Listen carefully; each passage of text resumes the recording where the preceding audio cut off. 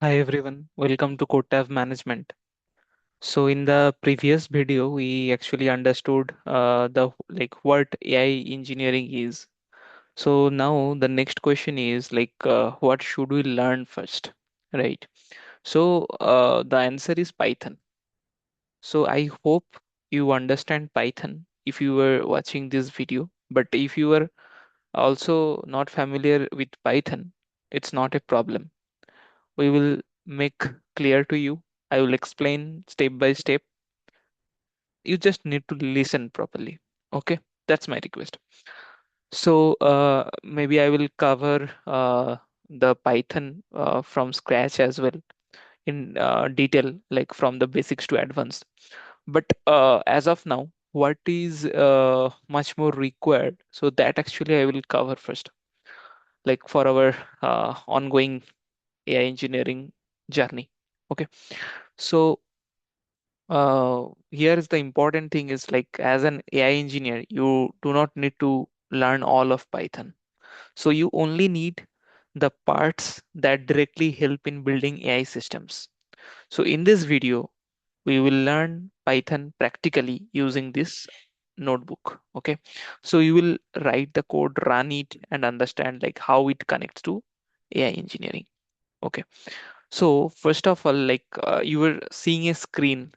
So that is one uh, ID. So that's basically the Visual Studio. So first of all, you need to install the Python. Okay, so for my case, you can see my Python version is 3.13.1.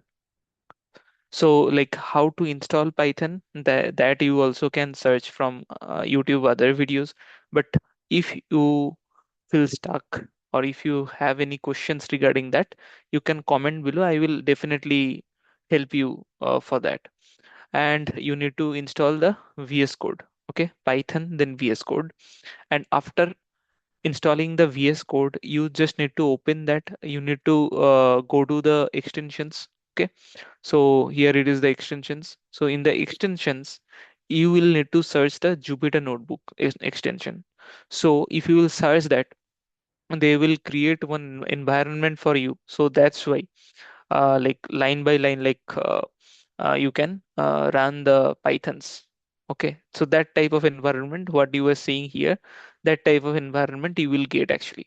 Okay, so why I'm using that ipynb file, not a py file. So like in one file we can show some different things. If it is one file .py, then sometimes it is problematic for us to show different type of things, right? So but if we use the ipynb file, then properly line by line we can show what are like, suppose here I am just showing like how what is variables, what is lists. So like many programs actually we can run in a common file.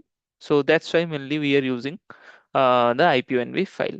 Okay, if you don't know what is ipynb file, you can comment below or you can search from Google as well. Okay, so to get the Jupyter Notebook type of environment, actually we need to install some things. Okay, so that's why we have done this pip install notebook Jupyter NumPy Pandas request. So one by one I will tell like why these things we have done this. So first of all, I have created one folder. Okay, so that is you can see the Python AI engineers, like Python for AI engine, like Python AI engineers. I have created one uh, folder, and inside that I have created that demo ipynb file. Okay, so inside that I have actually kept that. But when you will open this VS Code, you need to like create one virtual environment as well.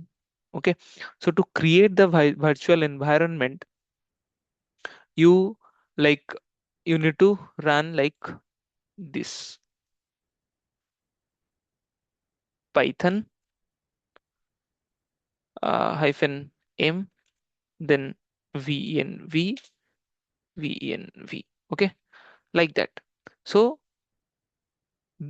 through that we will create a virtual environment. But why we need this? Because every project should have some isolated dependencies. Like some project A, for some project A there 10 dependencies are required, maybe those 10 dependencies are not required for the project B. So for each project we actually create the virtual environment. That's why not much load will be there.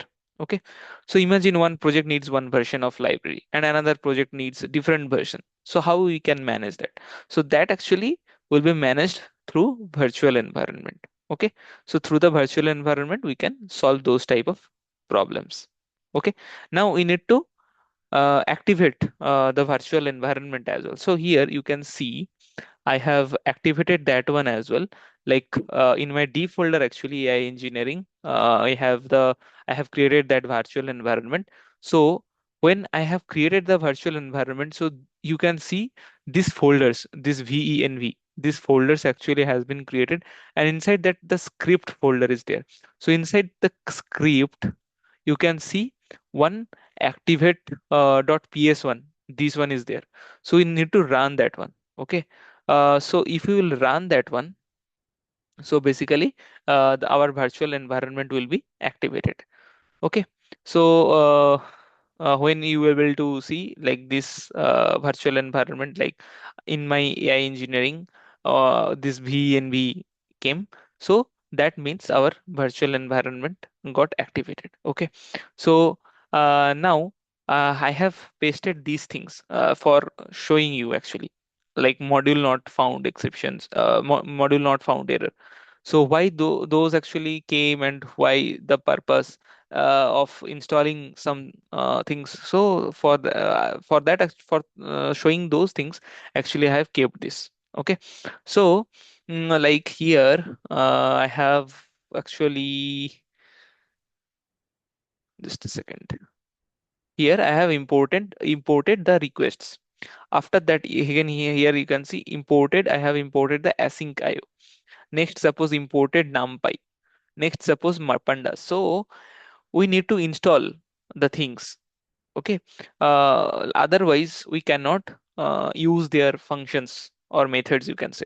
Okay, so those libraries actually directly not available, we need to install one by one. So here, as we have used the request, then pandas, the numpy. Okay, so for that, like to getting that in our environment, virtual environment, we need to install those, right? So that's why, like if you will not install those, you will get this type of error. Actually, when you will run one this cell particularly, you will get this type of error, like this module not found error, something like that. Okay, so module not found error, no module named requests, like that. Okay, so that's why we have installed. You can install one by one. Also you can install directly, like this pip install notebooks, Jupyter, NumPy, Pandas, request in one go. You can do that. Okay, now why we have installed this notebook? So for running the Jupyter. Okay, now for NumPy. For NumPy, like NumPy, we have installed for mathematical operations. Okay. Now for Pandas for like data handling, and request for API calling purpose. Okay.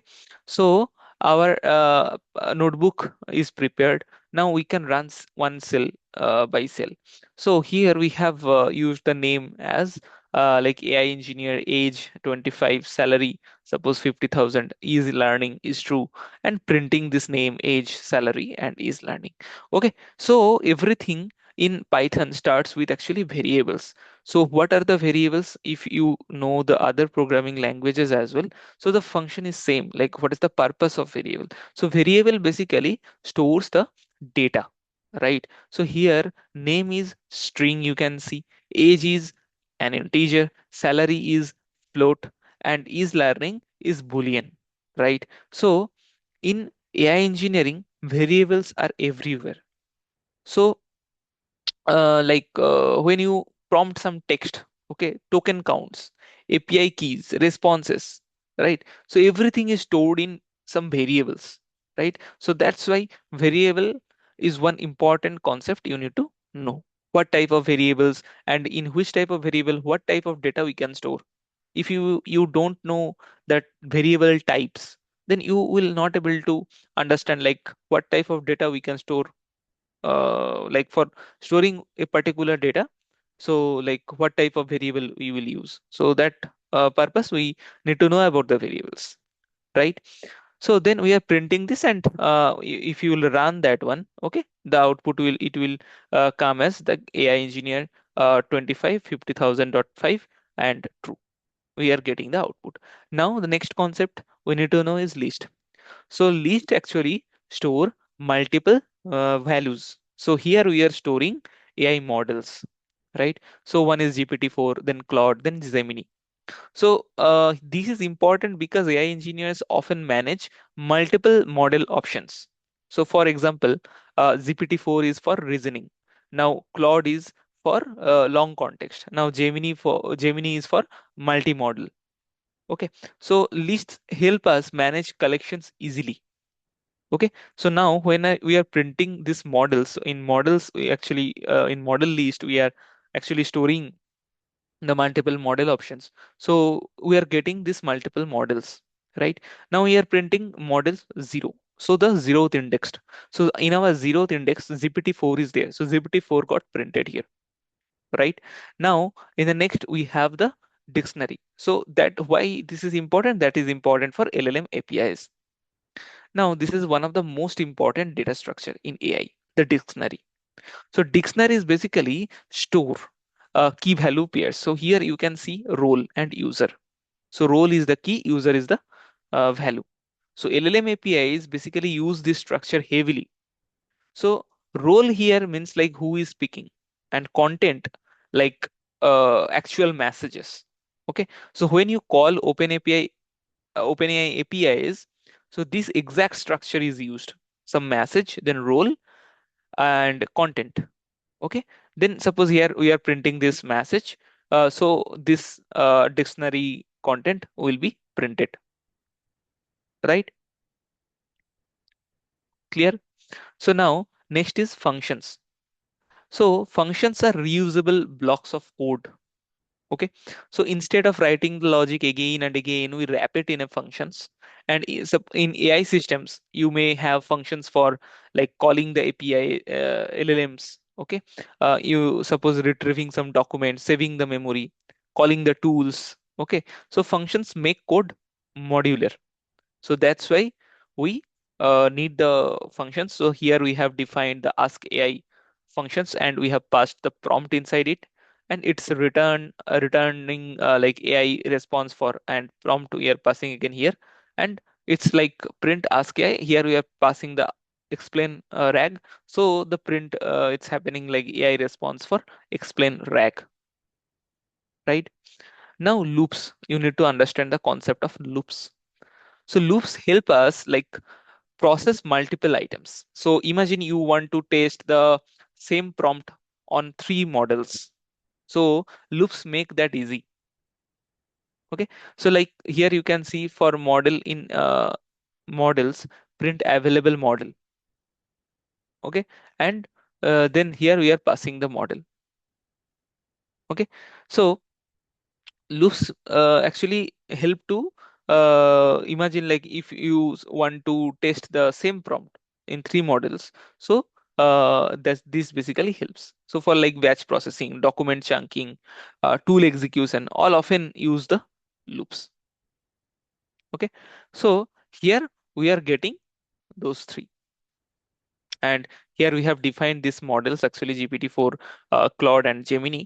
And here when we are just using this for loop in models, then it's printing like this available model, then GPT-4, then Claude, then Gemini, one by one it's getting printed.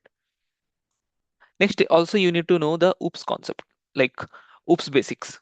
Okay, so like OOP is extremely important. Like why? Because modern AI systems are object based, right? Like agents are objects, and memory is object based. Tools are objects. This agent class is represents an AI agent. So the think method simulates the reasoning. Okay, so Here we have just defined this init and defined this thing. It's returning self.name, that is thinking. Okay. So here we have declared the agent as research agent. Okay. So now printing agent.thing, we are calling this a thing method. So the name came as this one, this agent name, like the research agent. Research agent is thinking. Okay. Now the file handling. So file handling actually is important, like for critical for RAG. Okay, so RAG needs documents. So documents may be like PDFs, text files, the CSVs, okay, comma separated values. So Python reads those files first, then sends them for embedding, and file handling is the starting point of knowledge ingestion. Okay, so here like mainly for retrieval augmented generation, we actually need to know the handling concept. So here like we have printed this, like this file dot write AI engineering is the future. So here you can see with open sample dot text, here we are writing, and file it will be written as AI engineering is the future, and with open this one the content will be read. Okay. So where your folder is, so there actually that will be created, that sample, like that sample.txt file will be created. Okay. So again here I'm just running it. Okay. Yeah, okay. So if you will open that particular folder, so you will able to see that. Okay. Your sample.txt file, and there this thing will be written. Now exception handling. So exception handling, like in production system, like production AI systems never like must never crash, right? So that's why exception handling matters. So what if API fails? So what if internet breaks, right? So and if suppose file not found. So that type of things are the exceptions, like which actually interrupts the continuation of the flow of the program. So right, we need to handle those kind of exceptions, like checked exceptions, unchecked exceptions. Okay, so we need to catch those exceptions gracefully. Okay. So here suppose we are just dividing 10 by 0, then we are just catching it. Okay, and printing the error. So here division by 0 is getting printed, right? Now one API call example, here I have imported the requests, and then in the response, like, and given the URL and response like request dot get URL. So what is happening, like AI engineering is API heavy, you know. So we constantly call the APIs like OpenAI APIs, search APIs, database APIs, payment APIs. So this requests library helps us connect external services. Okay. So through this request library, we can directly connect the external services. Okay. So now the response we are getting, so we are just calling the URL like HTTPS, then JSON placeholder dot uh, type icode dot com posts one. So here for user ID one title, these things, this object, total object has been uh, printed here. Like this result we will get. So we are just printing this response.json. So we are getting this JSON file, right? Now async programming. So this is basically advanced and very useful concept. So async allows multiple tasks together, like through multiple threads actually. So like I'm giving you one example. Like suppose you are calling 5 APIs at once. So without async, like in syncing, like if you are using, like if you are doing with synchronization, like without async. So if you will do that, so 5 APIs will be called like one by one, but with async all together. So this improves the performance significantly. You need not to wait for much time. If it will be like one by one, you need to wait for much time, right? So that problem can be solved with the async programming. Now we have the NumPy. So NumPy basics actually, like NumPy is foundational for AI. So everything in AI is like you can say as vectors. So like embeddings are vectors, model inputs are vectors, similarity search works on vectors. So this is the mathematical backbone. Okay, so here we have imported the NumPy and we have used one vector where np.array is like 1, 2, 3, and we are printing this vector. Okay, so that's the thing. So mainly for the mathematical function related thing, actually we use the NumPy. Now, the pandas. Why we use the pandas? So pandas is for the structured data. Okay, so that is basically used for CSV files, like for training the data sets, logs, analytics. So before AI can learn from data, that data must be cleaned. So for cleaning those things, for processing the data, okay, so pandas makes that easy. So here we have imported pandas and we have kept those things like in suppose name and label. These are also you can say in some proper dictionary format you can say. So in name we are passing AIMLDL. So label is like beginner, intermediate, advanced, and we are printing this. So you can see from zero index to one two in that way, like proper structured way, tabular format. It's getting printed. Like we are using the data frame from this panda, and through the data frame, so this dictionary type of data got converted into this table type. So 0 1 2, here name AI, here label is beginner, and ml it is intermediate, and dl it's advanced. Okay, so that's it. That is actually, so like, so in this video we have actually covered the Python concepts that actually matter for AI engineering. Not everything, but we may cover the other concepts of Python as well. But as of now, you need to know these concepts first. You can learn as well. If you have any other questions, you can comment below, like these variables and data types, lists. We have covered dictionaries, functions, loops, oops, then file handlings, exception handlings, API call, then async programming, NumPy, and pandas. Okay, so this is enough to start building. Okay, so for practical purpose, like whatever you just need, you just make your hand dirty and do with that. So those particular like basic fundamental practical things you can also uh, do. So this is enough to start building. So in the next video we will learn the mathematics required for AI. Okay, so practical math, like no unnecessary theory. So see you in the next video. Just do like, share, and subscribe the channel. Okay, we'll meet again. Thanks everyone.